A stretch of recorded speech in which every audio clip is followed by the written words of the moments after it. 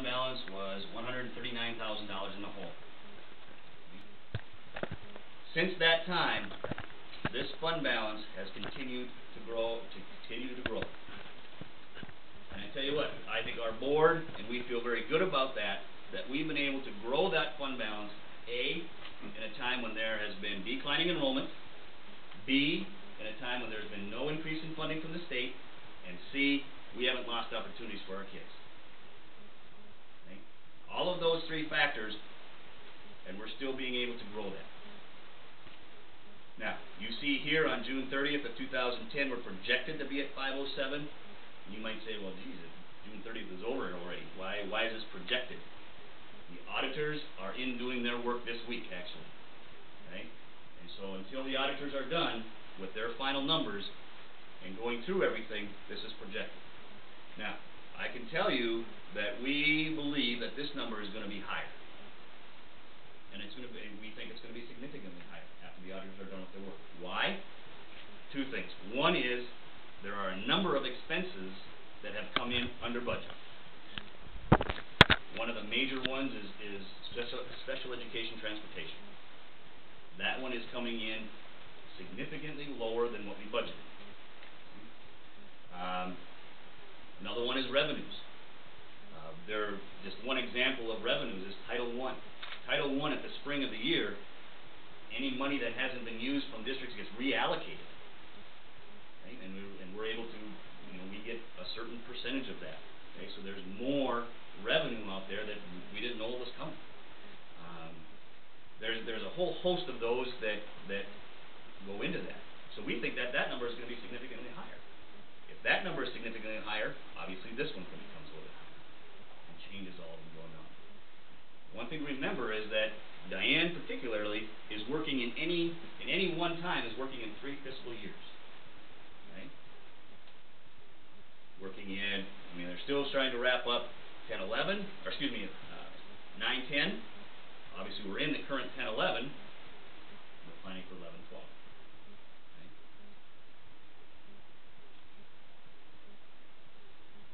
Here's our adopted budget for 2010-11. Now, remember, this one was done in June. The board adopted this budget in June before July 1.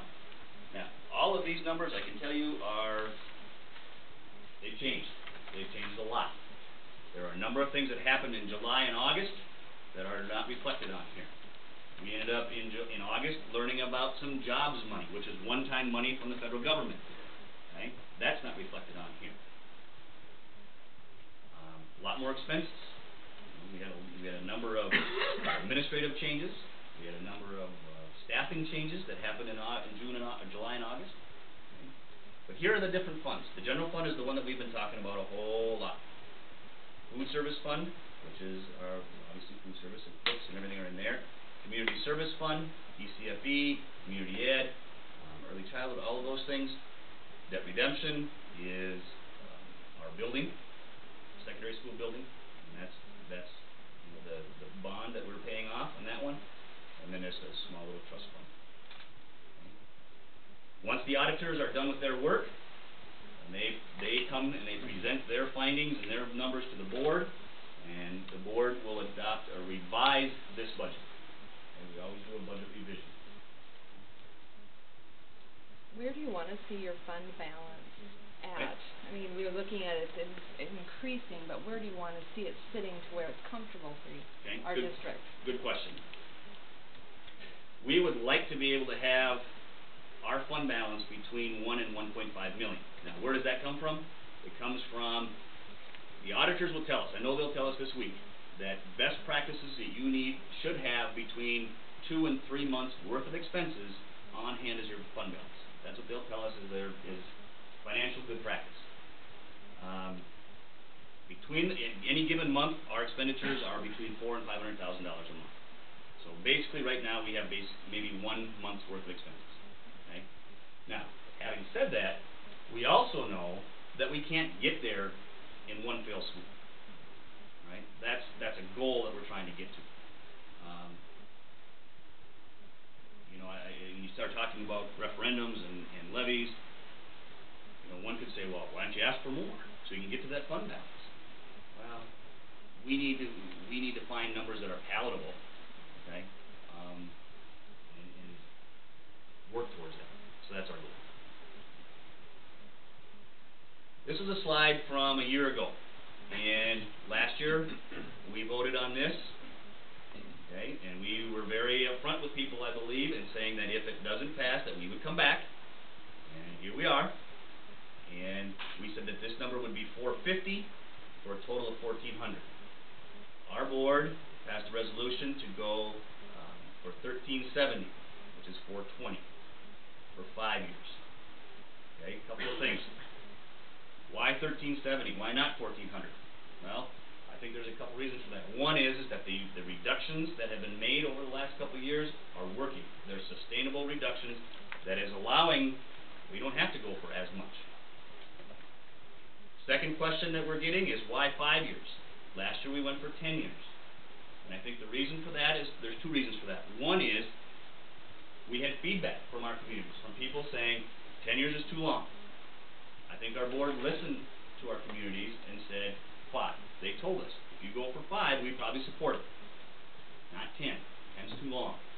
Second reason, I think 5 years is getting us through those next 2 bienniums. Okay? We can get through the next 2 bienniums, we'll see what happens. See what happens with the state, see what happens with all kinds of things. Okay? If this is not successful, you know what will happen. We'll come back next year. I believe that the board believes that that's our responsibility, and right now, conservatively, that's what that would be. Now, here's a whole bunch of numbers. This is our budget scenarios with a referendum. If a referendum passes, okay, let's just concentrate on this top group of numbers here. Revenue column of 0%. You heard me say earlier that we're not expecting any new revenue. Okay? Expenses, 2%. That's heating, paper clips, paper towels, whatever, all kinds of expenses. We leave it at 2%. If our school board wants to maintain a $500,000 fund balance at the end of the year, there would not be any reductions that are needed this coming spring. Carrying everything forward, staffing remains the same. Okay, we did factor in a declining enrollment, but everything remains the same. Our fund balance becomes $450 in 13 and $206 in 14. And our next slide will show it a little bit more clearly as to what our fund balance does even with the passing of a referendum. Okay? Now, we could go, if we talked about state aid being decreased, okay, 1%, 2%, and 3%. You can see what happens to those numbers. They continue to go down. Now, this is our fund balance projections with the passing of a referendum. This is what we saw on the adopted budget. With the jobs money, West Central area is set to receive about $142,000 in jobs money. That's a one-time shot in the arm from the federal government. Okay? We're going to use it. Absolutely, and thank you. I mean, that helps. There's our fund balance with all the other changes that I talked about earlier. You know, the staffing changes, the administrative changes, all of those changes that happened this summer, all of those things considered with the jobs money, this would be our ending fund balance. Now, with the passing of a referendum, everything stays the same. Here's what 12 would be, 13, 14, and 15. Okay? A couple of things that I think are of note. This column here shows revenues and expenditures. Are we spending more than what we're taking in? Or are we taking in more than what we're spending? And you can see here that if everything remains the same, that we would be spending more than what we're taking in. That can't happen. Okay? That can't happen. So even with the passing of a referendum, our school board, administration, our district is still going to have to be fiscally responsible. We're still going to have to find efficiencies. We're still going to have to find ways to not take away opportunities for kids, but find ways to keep them. Okay? So even with the passing of a referendum, there's a perception, I think, that all of a sudden we can just sit back and start writing checks. That can't happen. And I believe that we've shown that isn't happening. Okay? Here are the budget scenarios without a referendum. Referendum does not pass. Same top line, 0%. We want to keep a $500,000 fund balance. The board says that's what we want, that's our target goal. This spring, there's $272,000 worth of reductions that need to happen in our district.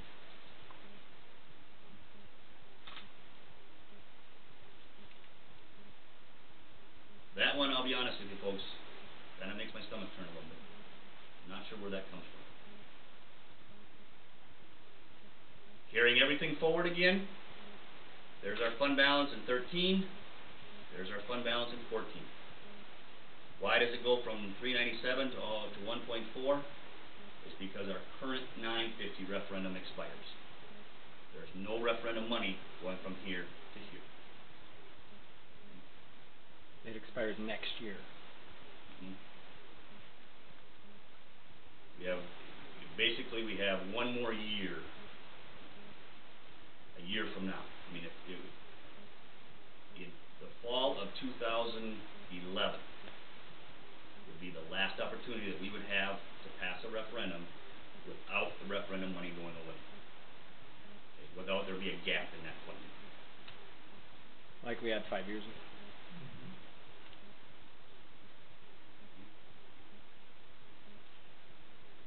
Where do the reductions come from? Okay, these are our ideas. I mean, obviously everything is on the table. We would be looking at all kinds of things. One is reduce curriculum offering and the credit requirements. I've got some notes here from Mr. Onstead that